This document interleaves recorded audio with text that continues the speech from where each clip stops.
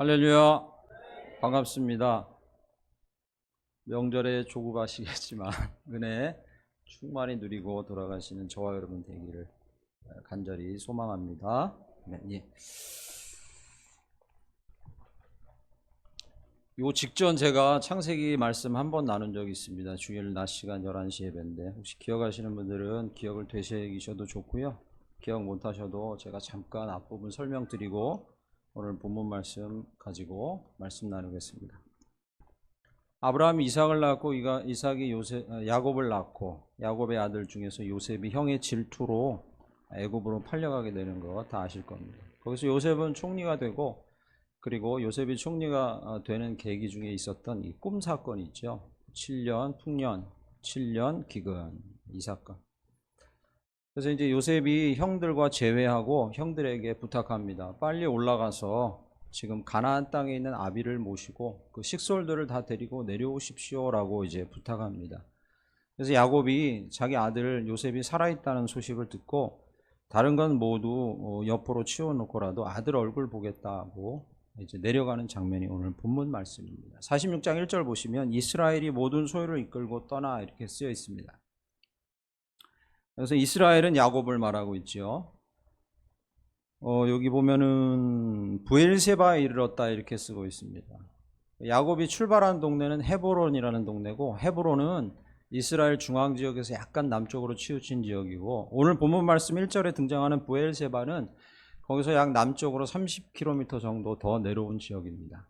그러니까 전에 한번 제가 말씀드렸는데 이스라엘을 다른 식으로 영토를 표시할 때 단과 브엘세바 이렇게 읽었습니다. 단은 북쪽 끝이고 브엘세바 오늘 본문 말씀 1절에 등장하는 브엘세바는 남쪽 맨 끝에입니다.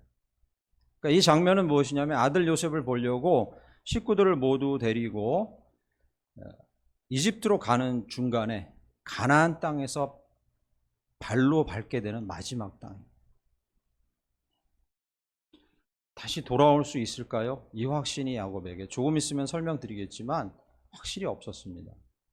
자기가 가나안 땅을 벗어나게 되는 마지막 지역에서 이제 희생 제사를 드리고 있는 그 장면으로 시작합니다. 오늘 본문 말씀 좀 앞질러 가서 3절에 보면 두려워하지 말라는 말씀을 야곱은 하나님께로부터 듣습니다. 여러분 지금 여호수아 묵상하고 계시죠? 교회가 저희 여호수아 묵상하고 있습니다. 1장에 두려워하지 말라는 얘기를 여호수아에 계속하죠. 기억나십니까? 두려워하지 마. 너는 두려워하지 마. 근데 만약에 이 성경에 두려워하지 말라는 이야기가 너무 많이 나옵니다. 근데 우리 청년들하고도 나눴지만 이 두려워하지 말라는 이야기를 성경에 발견하게 되면 이것이 하나님께서 우리에게 일상적으로 하는 이야기가 아니라는 것을 우리가 인정한다면 그리고 이 말씀이 우리의 삶에 오늘 적용되기를 원한다면 우리는 이 말씀의 의미를 이렇게 해석해야 합니다. 내가 지금 무엇을 두려워하고 있나? 여호수아에게 두려워하지 말라 했을 때는 여호수아가 뭘 두려워하고 있었습니까? 전임자가 했던 그 사역을 내가 할 수 있을까에 대한 두려움이 있어요. 종류가 다 다릅니다. 이사야에게 내가 두려워하지 말라. 너는 두려워하지 말라. 너는 내 것이라고 말할 때 이사야에게 왜 두려워하지 말라고 했습니까? 뭘 두려워하지 말라고 한 것일까요? 이사야에게. 그가 목숨을 걸고 예언 사역을 할 수 있을까에 대한 두려움이 있습니다. 오늘 야곱은 두려워하고 있었어요. 헤브론을 떠나서 브엘세바까지 오는 그 30km 여정과 그리고 마지막 이스라엘 땅을 밟는 그곳에서 계속해서 두려워하고 있었습니다. 극심한 두려움을 겪고 있었다는 증거예요. 증거입니다. 그래서 하나님께서는 3절에 두려워하지 말아라 야곱아 이렇게 얘기합니다. 야곱은 무엇을 두려워하고 있었겠습니까? 여러분은 지금 무엇을 두려워하고 계십니까? 저는 별로 그렇게 두려운 게 없습니다. 우리 아들, 딸 잘 크고 있고 다른 사람들 다 직장에 쫓겨났고 힘든데 나는 아직 직장이 있고 저는 크게 두려워하는 거 없습니다. 그러십니까? 예, 좋습니다. 그러나 만약에 이 두려워하지 말라는 하나님의 말씀을 오늘 이 오후에 마음으로 깊이 새기신다면 자기 내면에 깊이 숨겨져 있거나 또는 이미 부각되어 있는 그 두려움이 무엇인지 직시하게 되기를 간절히 축원합니다. 야곱에게 두려워하지 말라고 하나님 말씀하실 때는 네가 두려워하고 있는 것이 무엇인지 직시하도록 해라라는 말을 전제하고 있는 거예요. 그래서 오늘 말씀을 잠깐 나눌 때는 야곱이 이 순간에 브엘세바에서 무엇을 두려워하고 있었는지 그것을 살펴보고 하나님은 거기에 대해서 무엇이라고 말씀하시는지, 하나님의 말씀과 은혜를 통해서 야곱의 두려움을 벗겨주셨던 그 하나님께서 오늘 이 시간에 저와 여러분의 두려움을 벗겨주실 줄 믿습니다. 야곱이 내려가는 이 시점은 풍년, 애굽의 7년 풍년이 끝나고 흉년이 들은 2년째 된 해입니다. 그러니까 앞으로 몇 년의 흉년이 더 남았지요? 5년. 이 시점이 아직 극한 기근이 5년 더 남아 있습니다. 그리고 더 중요한 것은 이집트를 제외한 그 어떤 곳에도 살 길이 없었습니다. 성경은 뭐라고 말하냐면 이집트 말고는 그 근방에 모두 다 먹을 것이 없다고 얘기했습니다. 그곳에 내려가는 길밖에 살 길이 없었던 거죠. 그런 상황입니다. 선택의 여지가 없는 상황이었어요. 그런데 야곱은 내려가면서 그럼 내려가면 되지 않습니까? 선택의 여지가 없어요. 살 길이 거기 있다는 게 보입니다. 아들이 거기서 총리로 있어요. 뭘 고민하겠습니까? 내려가는데 도대체 뭘 두려워했을까요? 거기 살 길이 있는데. 야곱은 130살이었고 이 순간에 70인의 전 가족을 이끌고 있었고 자기가 모은 전 재산을 가지고 있었고 다 정리했고요. 그리고 낯선 땅으로 들어가는데 그 낯선 땅은 누구도 함부로 덤빌 수 없는 그 근동지방의 패권 국가인 이집트였어요.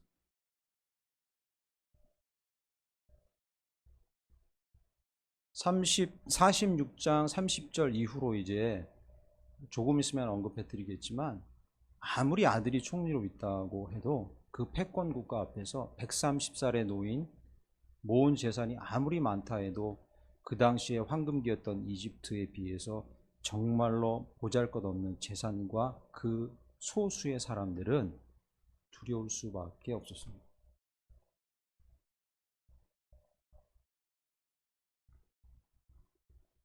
그래서 야곱은 생각한 거죠.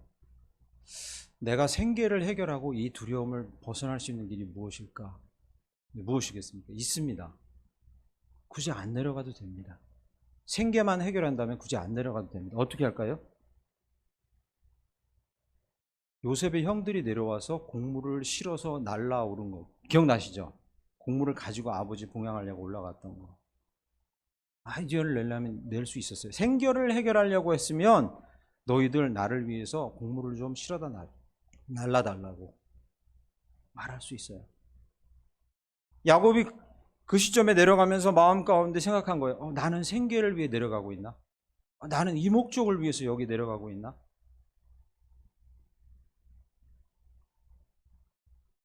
저는 지금 한 4년째 이중직을 하고 있어요. 일터에 일을 하고 사역을 합니다. 그런데 제가 일하는 일터에는 젊은 사람들이 별로 없고 40대 초반에서 60대 초반의 남성들이 대부분 많습니다.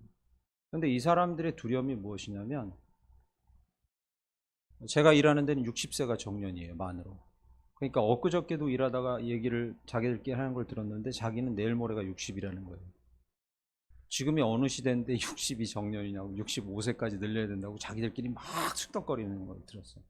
어떤 사람은 체력이 안 돼가지고 이제 내일 못 나올 수도 있다는 걸로 두려워합니다.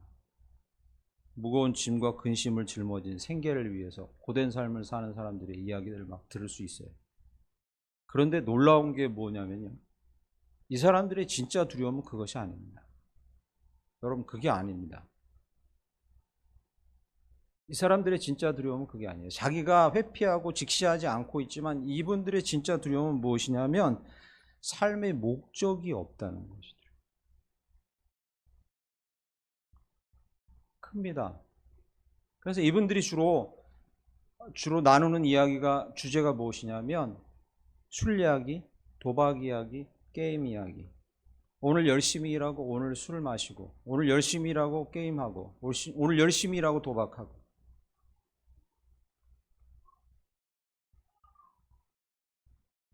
만약에 야곱이 생계만을 위해서 거기에 내려간다고 했다면 야곱에겐 그것이 가장 큰 두려움이었어요. 지금 내가 왜 그리로 내려가야 하는가에 대한 두려움이 자기가 생계를 위해서 거기 내려가야 되나, 생계만을 위해서 거기에 내려가야 되나, 무슨 목적으로 도대체 거기에 내려가고 있나라는 것에 대한 목적의식이 없다는 게 더 큰 두려움이었어요. 고상하고 거룩한 목적의식이 없고 가치를 추구하는 것이 없으면 우리의 삶도 이와 똑같을 줄 믿습니다.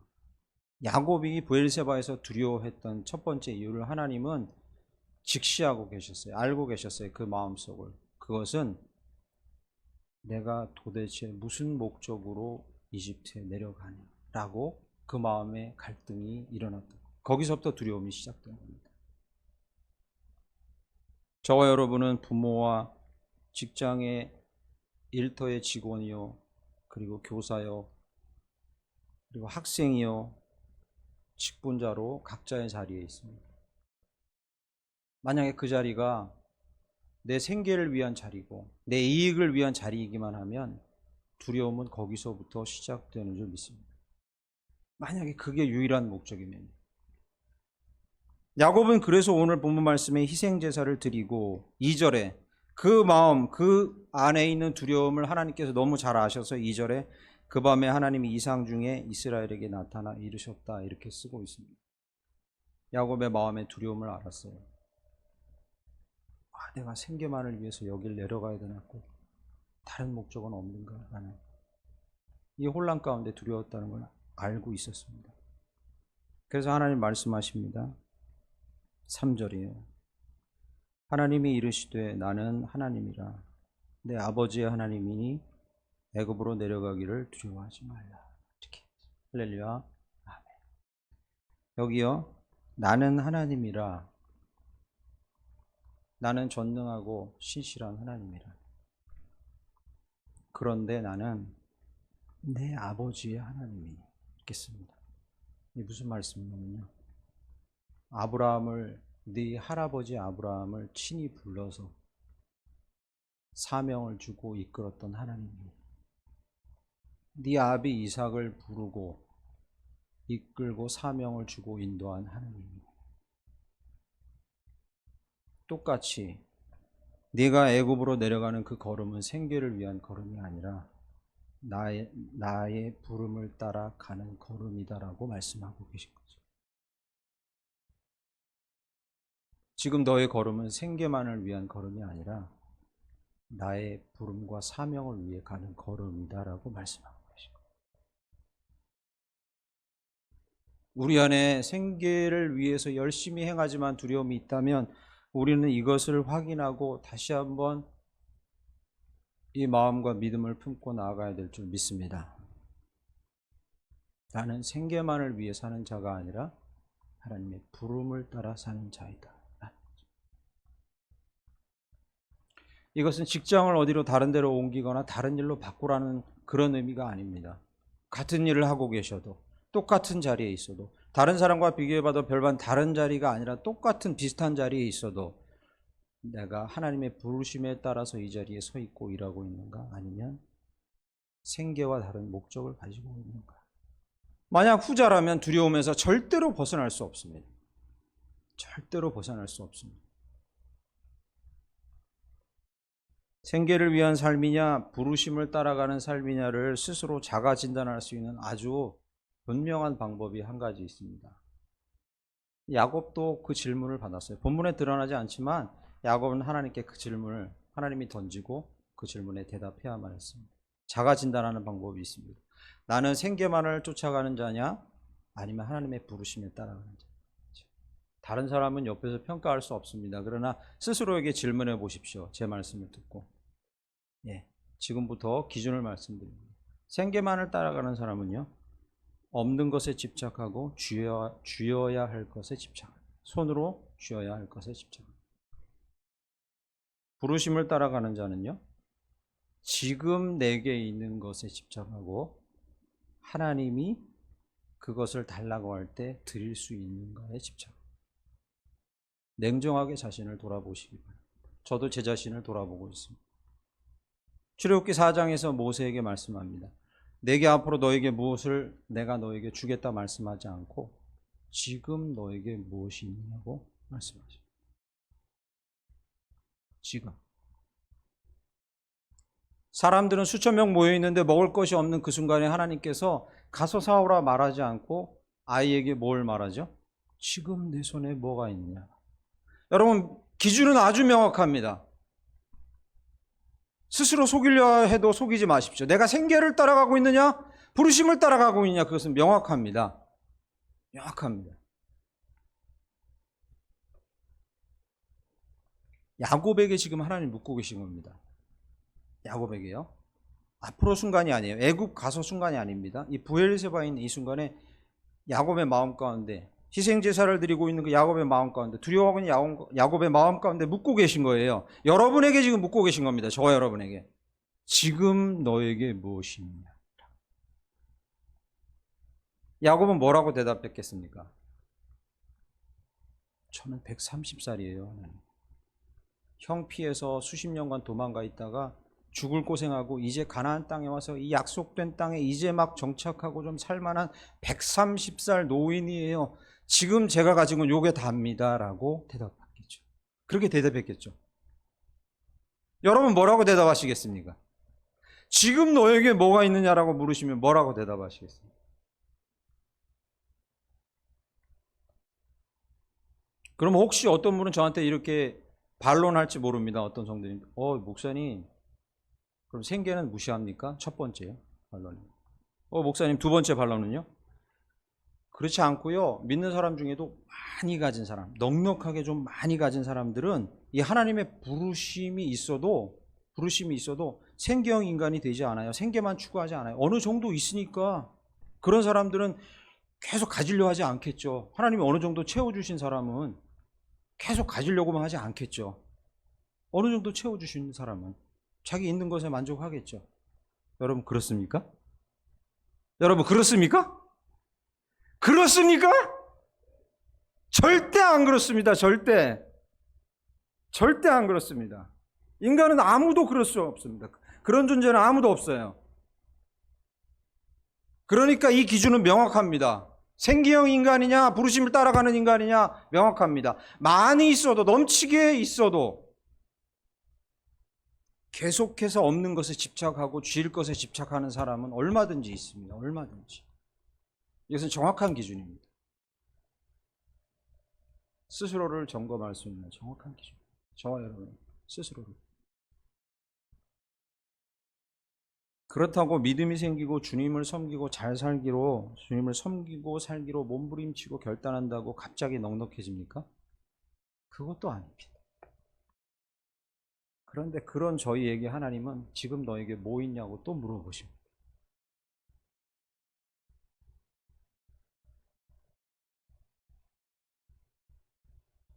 그러므로 부르심을 따라 사는 사람들은 본인이 그렇게 되기로 만약에 소망하시고,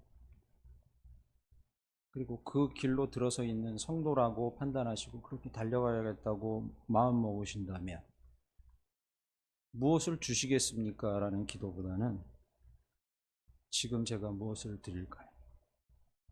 지금 제게 있는 것이 무엇이고 그 중에 무엇을 원하십니까? 라는 반응이 하나님 보시기에는 더 정말로 귀한 반응인 줄 믿습니다. 하나님은 그걸로도 얼마든지 하실 수 있는 분입니다. 얼마든지.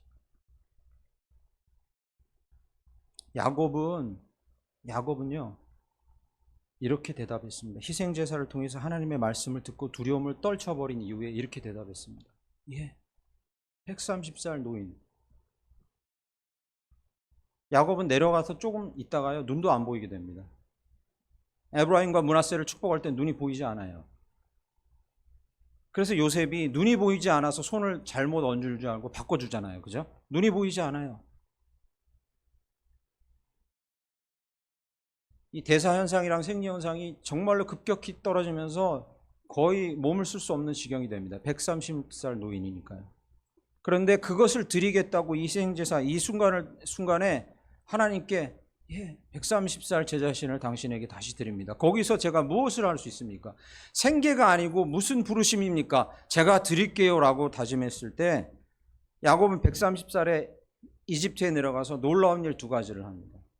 기회가 되면 한 번 더 설교를 하게 되겠지만 두 가지의 놀라운 일을 합니다. 한 가지가 무엇이냐면 그 패권국가 바로를 바로 앞에서 면전에서 마음껏 축복합니다. 비굴하게 그 앞에서 제가 당신 앞에서 잘 살기를 원합니다 하지 않고, 나는 비록 130살 되는 동안에 광야의 삶을 이렇게 살아왔지만 나는 내게 있는 것으로 당신을 축복합니다라고 축복합니다. 할렐루야. 이건 역사에 남을 기록입니다. 이건 예사롭지 않은 거예요. 패권 국가의 왕에게 내가 당신을 축복하겠소.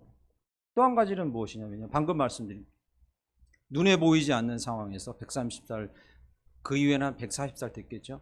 눈에 보이지 않는 노인이 12지파를 완성합니다. 에브라임과 므낫세의 순서를 정하고 비로소 이 요셉의 두 아들을 자기 아들로 입양하면서 12지파를 완성하는 게 그의 말년에 이집트에서 했던 일입니다. 어떻게 하니까?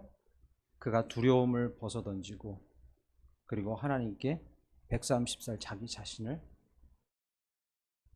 젊었을 때가 아니고 그 위에 뭘 가졌을 때가 아니라 그 순간에 자기 자신을 드리겠다고 하나님 앞에 내어드린 순간에 하나님께서 그를 사용하셔서 그렇게 행하신 줄 믿습니다. 할렐루야. 아멘. 생계만이 목적이라면 두려움에서 결단코 벗어날 수 없습니다. 생계보다는 좀 더 고귀하고 거룩한 가치와 목적이 있어야 저와 여러분은 두려움에서 벗어날 수 있습니다.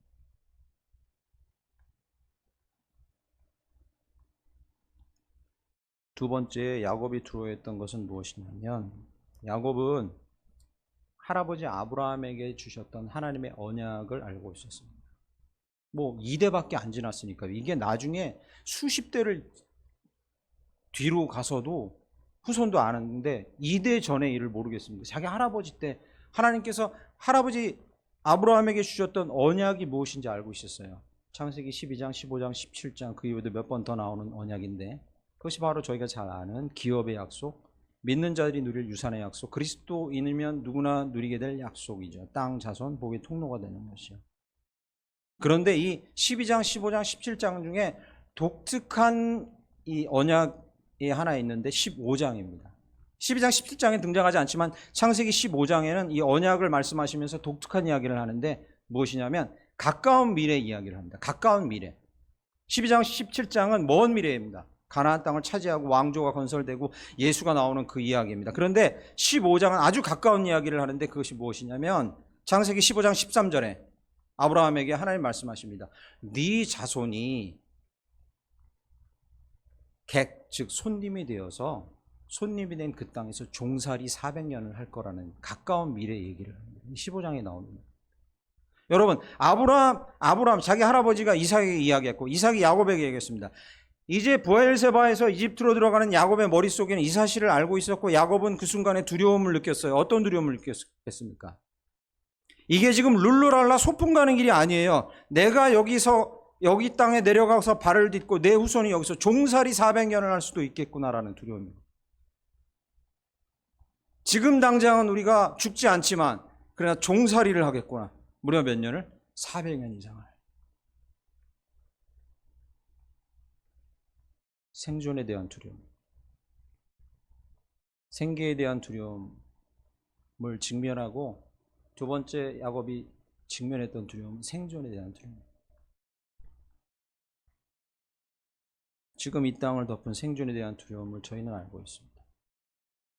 저는 요즘에 청년 예배 설교할 때 눈물을 참느라고 참 힘듭니다. 청년들하고 예배 드릴 때 계속 울 수는 없고 이 땅을 생각하면 계속 마음이 너무 무거워서 설교하기가 너무 힘듭니다. 사실 지금도 그런데 생존에 대한 두려움 때문에 저희는 힘들어하고 있습니다. 지금 많은 사람들은 이러다가 나라가 망할 수도 있겠구나라고 생각하고 나라가 망하는 것도 망하는 거지만 무너진 공의 그리고 무너진 정의와 그리고 무너진 질서 앞에서 어떻게 미래 세대에게 우리 청년들에게 이래라 저래라 말할 수 있는가? 저는 참 부끄러워서 말을 할 수가 없습니다. 뭐라고? 제 자신이 부끄러워서 말을 할 수가 없습니다. 청년들이 느낄 두려움이 얼마나 클까요? 저희는 해왔던 직업이 있고 살아왔던 길이 있습니다. 헤쳐나갈 힘이 조금 더 있고 지혜도 있습니다. 나이가 있으니까. 젊은 사람이 뭐를 지금 해봐야 되는데 이런 상황에서 무엇을 할 수 있겠습니까? 그저 남을 짓밟기나 하고 불의를 행하고 어떻게든지 이겨먹고 이긴 사람이 모든 것을 다 승자 독식하는 이 세상인데 어떻게 맨정신으로 살아갈 수 있겠습니까? 젊은 사람들이. 저희는 그런 생존의 두려움 가운데 있습니다. 야곱은 자기 자신은 모르겠지만 자기는 이제 130살인데 자기 밑에 태어난 애들은 곧 노예가 된다는 걸 알고 있는 거예요. 그런 직감이 막 오는 거예요. 얼마나 두렵겠습니까? 이 민족의 생존에 대해서.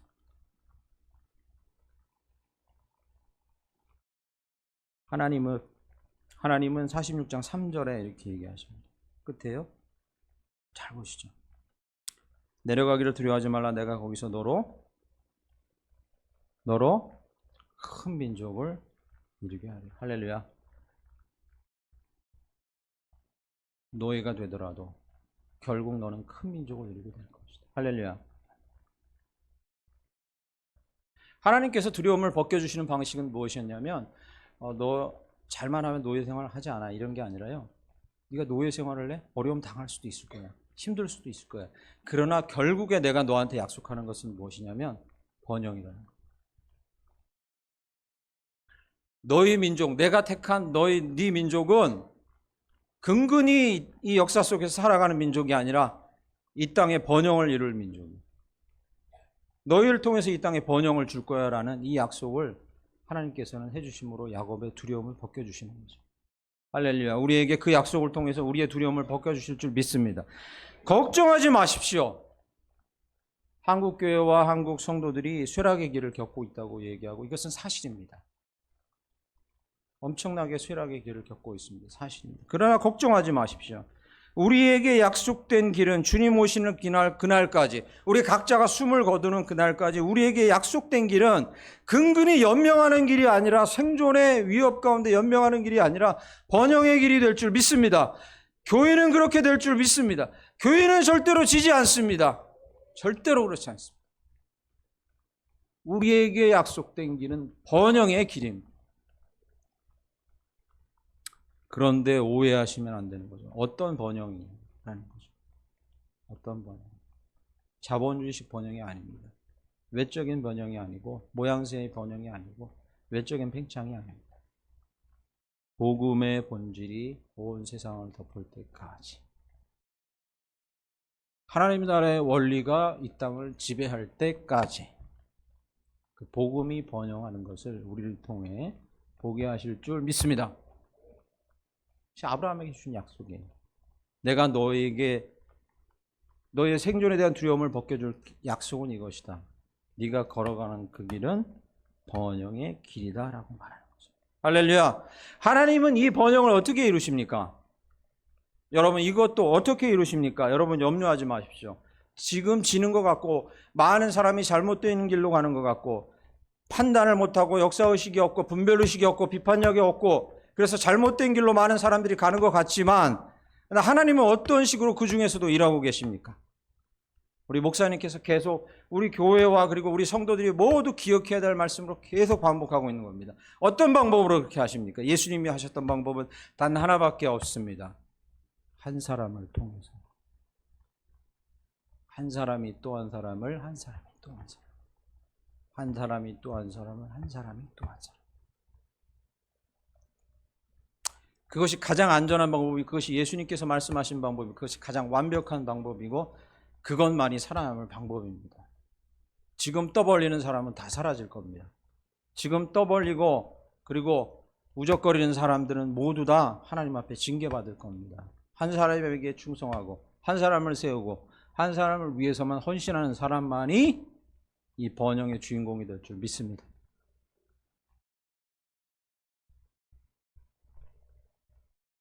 그러니까 제가 전도사 생활 처음 시작했던 교회가, 제가 대학부 리더로 있다가 전도사 생활을 처음 시작했습니다. 그래서 거기 한 1년 사역하다가 다른 교회로 가게 되는데, 거기서 이제 청년부 리더였을 때 청년부 전도사님이 우리 문화 강좌 같은 거 열어서 우리 중고등학생들 뭐 하면 좋겠다 해서 문화 강좌를 여는데, 제가 그때 막 동문학과에 입학해가지고 3학년 때였습니다. 독일어 강좌 같은 거 열면 아이들 오지 않을까? 이거 오겠습니까? 근데 참 전도사님이 좀 이렇게 발상이 그랬죠. 그럼 어쨌든 독일어 강좌를 연다 해서 어쩔 수 없이 독일어 기초 강좌, 언어 기초 강좌, 아베 최대 강좌를 한 달 정도 연 적이 있습니다. 딱 2명 왔어요. 딱 2명. 근데 둘이 배우는데 얼마나 지겨워하는지 계속 물어보는 게, 모차르트는 플레임이 뭐예요? 전체 이름이 뭐죠? 뭐 이런 거 물어보면서 계속 딴짓만 하더라고요. 그래서 너무 답답해서 아이고 이랬는데 그중 여자아이 하나가 기억납니다. 유독 질문도 많이 하고 열심히 따라하려고 해요. 아베체대 하면서. 근데 제가 그 교회를 떠나온 지가 한 10년 넘는 시점에 그 어머니로부터 연락을 받았어요. 어떤 연락이냐면 얘가 중학교를 그렇게 졸업하고 고등학교 독일어 제2외국어를 하는 데를 갔는데 아베치들을 먼저 배우고 그리고 개인 강의를 듣고 들어갔더니 그쪽에 이렇게 자신감을 많이 얻고 수업을 잘 따라가서 이제 이 외지 선교 같은 걸 하기 위해서 의사 과정을 가려고 준비 중이죠. 저는 그때 엄청나게 가슴을 쳤거든요. 이게 뭐 이렇게 할 필요가 뭐가 있을까? 뭐 이런 거. 그죠? 여러분, 얘네들을 가르쳐가지고 뭐 이런 거 있죠? 예, 한 사람에게 투자해 보신 분들은 알 겁니다. 오랜 시간을 투자하고 해보신 분들은 알 겁니다. 우리로 인해 믿게 된 한 사람, 우리가 도와주어서 위기를 넘어가고 목사님 말씀하신 것처럼 어려움의 시기를 넘어간 그 한 사람이 얼마나 큰 일을 하게 될지는 아무도 모르는 거예요. 그런데 놀랍게도 하나님은 그 방법이 가장 안전한 방법이라고 얘기하시고 가장 완벽한 방법이라고 얘기하고 계시는 거예요.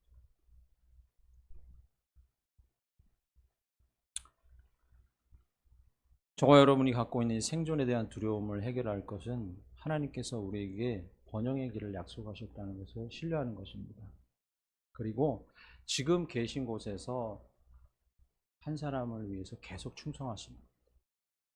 제일 가까운 게 자녀고 그리고 교회 오면 학생들이고 여러분이 케어하고 있는 한 영혼이고 여러분이 전도하려고 하는 한 영혼이에요. 여기에 집중하시면 됩니다. 생존에 대한 두려움을 벗겨주시고 우리를 통해서도 복음의 번영을 이루실 것이라는 확신을 두셔서 생존에 대한 두려움이 아니라 번영을 노래하면서 우리의 인생을 그렇게 살아가게 될 줄 저는 믿습니다. 야곱의 마지막 세 번째 두려움은 무엇이었냐면 야곱이 130살 아니 죽기 직전까지 버리지 못했던 고약한 버릇이 있는데 그것이 뭐냐면 제가 거듭 말씀드려서 이제 아시는 분은 아실 겁니다. 이 잔머리 굴리기입니다. 야곱이 잔머리 굴리기는 이 세계 최고입니다. 야곱은 내려가는 도중에도 어떻게 하면 5년을 잘 거기서 생존해서 올라올까를 계속 생각했을 거예요. 바로 밑에서 어떻게 내가 생존하지? 잘 보여서 뭐 이런 생각도 했을 거예요. 내려가는 순간에 어떻게 올라오지 다시? 어떻게 올라올까 무사히? 막 잔머리 엄청 굴렸을 겁니다. 결국엔 야곱은 거기서 17년을 더 살고 거기서 죽습니다. 올라오지 못합니다. 거기서 죽습니다. 그런데 어쨌든 야곱은 자기 주도적인 삶을 살지 않으면 극도의 스트레스를 받는 사람이었어요. 그러니까 먼저 배신하고 먼저 술수를 쓰는 데 능한 자였죠.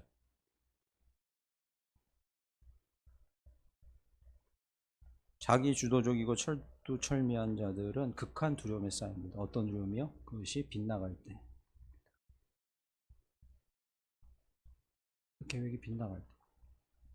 제가 개척해서 얼마 안 됐을 때 인도에 있는 선교사님, 제 친구 선교사가 한 명 들어와서 명동에서 보좌해서 나가는데 명동, 그 친구는 부산에서만 산 사람이라 명동을 몰라요. 근데 저는 서울에서도 오래 살았기 때문에 명동을 압니다. 그러니까 식사 장소를 좀 알아봐 달라고 식사하려는데 이 계획이 3안까지 나와야 됩니다. 저는 1안이 실패하면 2안, 2안이 실패하면 3안 이렇게 돼요. 그러니까 막 그걸 막 계획을 짜고 이러는 거죠.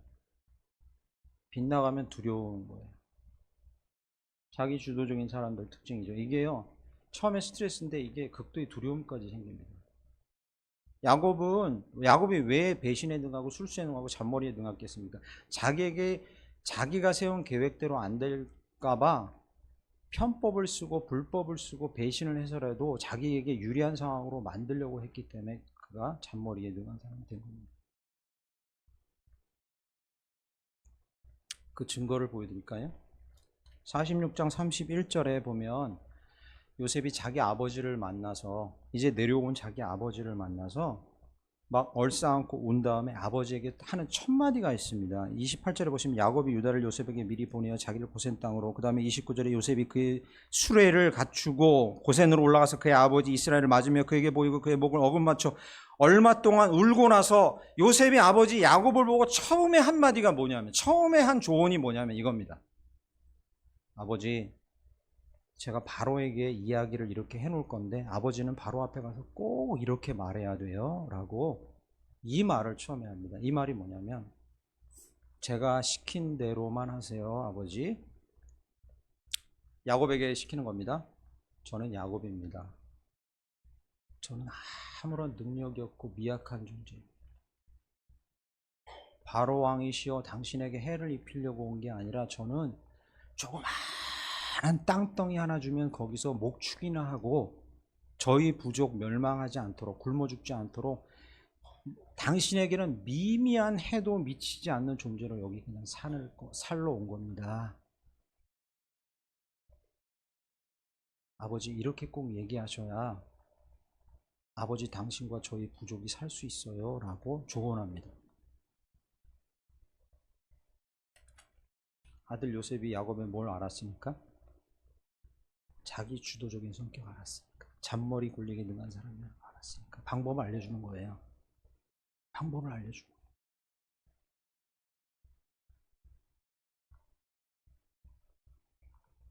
야곱이 얼마나 좋았겠습니까 속으로. 그런데도 두려움이 가셔지질 않았어요.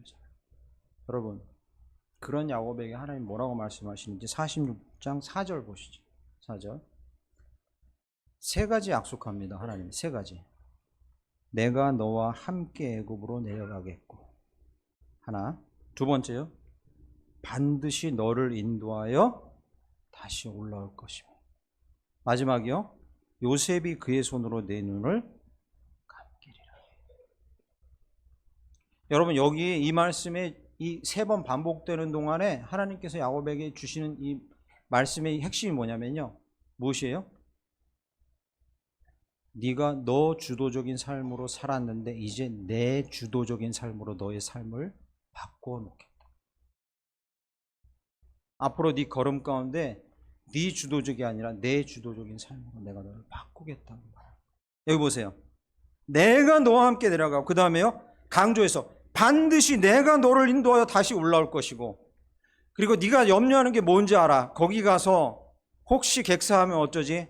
불명예스러운 죽음을 죽으면 어쩌지라고 말해요. 요셉이 아들이 너의 눈을 감기겠다는 말은 당시에 죽는 모든 사람의 꿈이었어요. 자기가 가장 아끼는 아들의 손에서 눈이 감겨지는 거.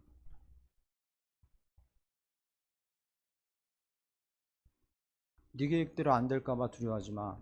내가 이제 너를 강력하게 주도할 거야 라고 말해요.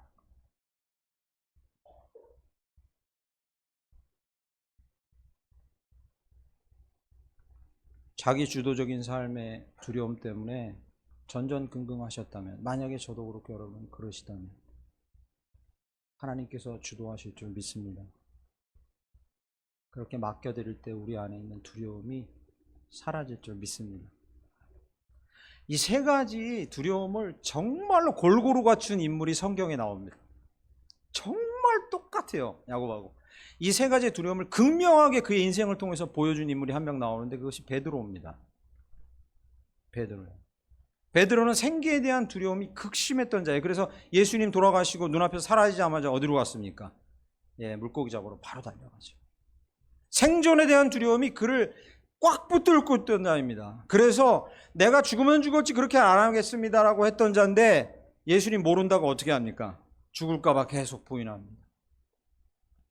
그런 철저하게 자기 주도적인 사람이었습니다. 주님 그렇게 하지 마세요. 절대 제가 눈을 뜨고 있는 동안 예수님 그렇게 되도록 놔두지 않겠어요 라고 자기 주도적인 사람이었어요. 베드로는 그런 사람이었습니다. 그러나 요한복음 21장에 예수님께서, 부활하신 예수께서 그를 만나시고 사랑으로 그를 안으시고 성령이 충만해진 베드로는 어떻게 변합니까? 생계에 대한 두려움을 벗어버리고 부르심 따라서 살아간 사람인 줄 믿습니다. 생존에 대한 두려움을 벗어버리고 복음의 번영을 위해서 목숨 다 바친 사람인 줄 믿습니다. 21장 18절에 가보면요, 그가 어떻게 주도적인 삶에서 하나님 주도적인 삶으로 바뀌는지 멋있는 구절이 21장 18절에 등장합니다. 요한복음 이렇게 얘기합니다. 예수님이, 베드로야, 네가 젊어서는 네가 스스로 띠뛰고 원하는 곳으로 다녔거니와, 이렇게 써 있잖아요, 그죠? 영어 성경이 이걸 이렇게 번역합니다. 네가 젊을 때는 네가 네 손으로 네 옷 입고 가고 싶은데 마음대로 갔잖아. 그런데 이제 앞으로는, 늙어서는이 아주 파파 할아버지가 아니라 나를 만난 이 순간 이후로는 네가 네 팔을 다른 사람 앞에서 벌리고, 다른 사람 앞에서 네 팔을 벌리고, 당신이 데려가고 싶은 곳으로 옷을 입히고, 그리고 당신이 가고 싶은 대로 나를 이끌고 가십시오라는 삶을 살게 될 거라고. 내 팔을 벌리고 옷을 입혀주세요 라는데 그 앞에서 누가 옷을 입혀주겠다는 겁니까? 주님이. 팔을 벌리겠다는 말은 무슨 의미입니까? 항복하겠다는 의미고요. 주님이 그냥 인도하시는 대로 따라갈랍니다 라는 삶으로 내가 너를 바꾸어 주겠다고 예수님 말씀하십니다. 멋있는 구절이죠? 베드로는 그렇게 변화되었습니다. 말씀을 맺겠습니다. 무엇을 두려워하고 계신지 직시하셔야 합니다. 이 세 가지 말고 다른 두려움을 여러분 갖고 계실 수 있어요. 그래서 여호수아에게도 말할 땐 여호수아는 다른 두려움이었어요. 이사야는 다른 두려움이었어요. 여러분 각자의 마음 가운데 있는 두려움이 있을 겁니다. 직시하기 싫어서 피하고, 다른 것을 즐기고, 다른 데로 눈을 돌리고, 다른 것으로 두렵지 않다고 나를 위로하지만 그러나 두려워하는 것들이 있을 겁니다. 하나님께서 말씀하심으로, 성령 충만으로, 사랑으로 저와 여러분을 안아주셔서 여러분과 제 안에 있는 두려움을 직시하고, 그리고 그것을 사명으로 변화시켜 주시길 간절히 축원합니다. 번영의 길을 확신케 해주시길 간절히 축원합니다. 하나님이 주도하시는 삶으로 우리를 다시 이끌어가 주셔서 우리의 가진 작은 보잘것없는 것으로도 놀라운 일을 충만히 행하실 분임을 신뢰하시고 한 주 동안, 일생 동안 살아가시게 되시길 간절히 축원합니다. 기도하겠습니다.